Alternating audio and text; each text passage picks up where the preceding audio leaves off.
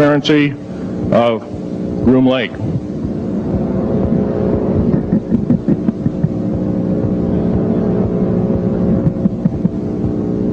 Groom Lake is where the infamous Area 51, S4, S2, a CIA base, it was originally a bombing range, a nuclear test site. It was later become the most secret base in the United States.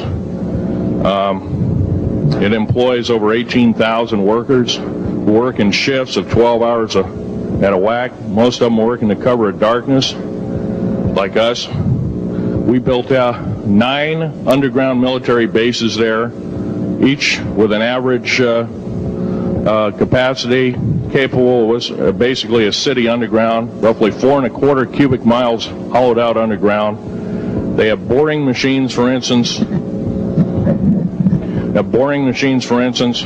They don't bore, they literally vitrify and melt the rock, deflagrate the rock. It's a very sophisticated laser melting and deflagrating system. It reduces the rock to a powder and then melts the remaining rock as a coating on the inside of the base, so you don't have to use gunite cements and other kinds of things like that. That's all old hat now. Technology is just basically the new technology we get is the old hat of the military. I'm going to be real brief about it. I carried a level 1 security clearance, the Rhyolite 38 Factor. There are very few of us. There's nobody except myself, to my knowledge, talking like this. Nobody. I'm breaking the law. I'm breaking world as well as federal law. I'm coming out and even talking about this to a group of people. I love my country more than I love my life. 2 weeks ago, I was shot in the shoulder.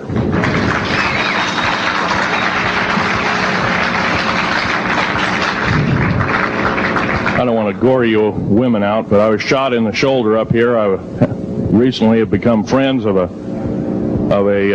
retired FBI agent who took me under the wing. He says, I've never seen a person braver than you. And I said, well, there's more coming. Our patriot movement in these United States is going to pick up the ball, and we are going to kick the parasites out.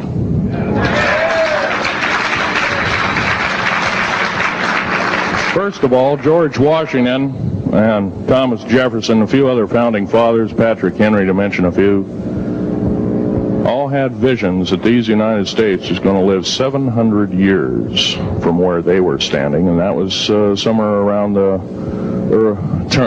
late 1700s, early 1800s. So you can count this country isn't going to go to a new world order.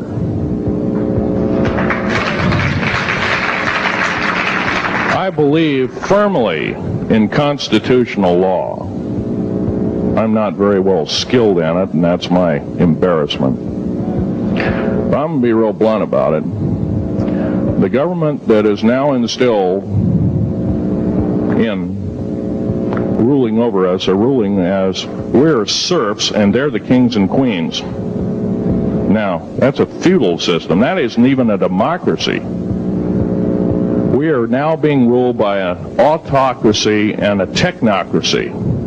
In other words, technical knowledge as rules as king, with a feudal type system. Feudal systems haven't been used in the last 350 years, and they're coming back like gangbusters. If we are complacent, if we do not speak out in droves, and I'm not just talking about me, I'm talking about a bunch of us getting together and getting on this stump and loving our country more than we love our lives, getting on, some of us are going to get killed. I almost got killed a couple of weeks ago.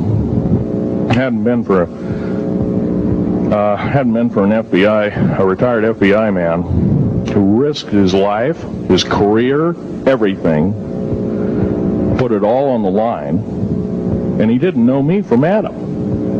A week prior to that, he listened to one of my tapes I gave up in Post Falls, Idaho, and I'm going to be very blunt about, he said that we need a lot more of you, but unfortunately we're not getting anybody. Well, I'm not the best speaker in the world, but I'm trying to relay to you that we need to get out and seriously get the message out. These shows are great. This hall should be absolutely packed, standing room only, and we should be getting the message out to as many people as we can with as many shows as is it possibly to reach. The many is the public. We ought to get on talk shows. We've got to get on news shows and TV shows, and we have to really get the message out. And I think we're doing it, but it's a little bit slow in the first part. That's just that part of what I want to say. In working with the black projects, I was very loyal. I was picked because I was very strong mentally. There's a bunch of us that were picked because we don't crack under pressure. We don't freak under pressure, so to speak. Everyday events don't bother us. Now, I was involved in something very controversial, almost totally unbelievable to most of you. Some of you are religious people. I think all religions have a time and a place, and they definitely have a place in America. Now, another thing I want to reach to you is that during the unbelievable part, I was involved in building another base inside of Dulce, New Mexico, which is Los Alamos Laboratory. It's a biological laboratory.